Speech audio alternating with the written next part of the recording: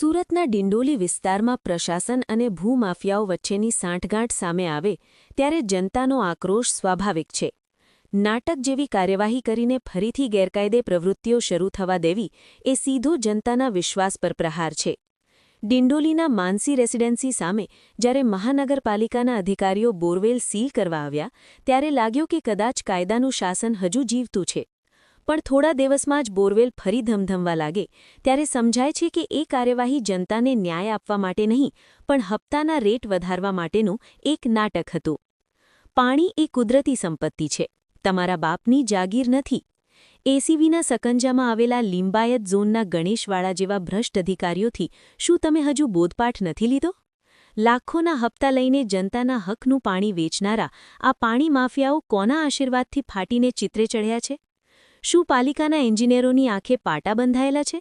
શું સ્થાનિક નેતાઓના ખિસ્સા ગરમ થઈ રહ્યા છે એટલે મૌન સેવી રહ્યા છે? શું હવે પછીનો નંબર તમારો છે જે એસીબીના પાંજરે પૂરાશે? તમે જે ખુરશી પર બેઠા છો એ જનતાના ટેક્સના પૈસાથી ચાલે છે. જો તમે રક્ષક બનીને ભક્ષકોને સાથ આપશો તો યાદ રાખજો કે કાયદો મોડો તો મોડો પણ ભલભલા સાહેબોને જેલના સળિયા ગણાવતા કચકાતો નથી. સુરતની જનતા હવે જાગૃત છે.